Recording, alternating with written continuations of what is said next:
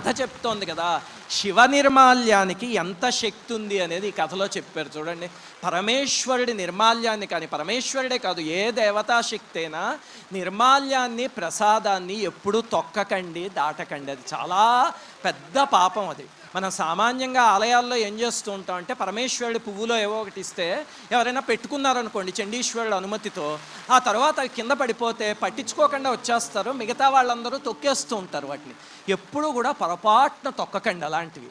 అంటే ఏమిటండి, నిర్మాల్యంలో కూడా పరమేశ్వరుడి శక్తి ఉంటుందా అంటే, నిర్మాల్యంలోనే కాదు, ప్రకృతిలో ఉన్న ఒక పూసే పువ్వులోను, ఒక పెద్ద చిగురించే చెట్టులోను, అన్నిటిల్లోనూ పరమేశ్వరుడి శక్తి ఉంటుంది.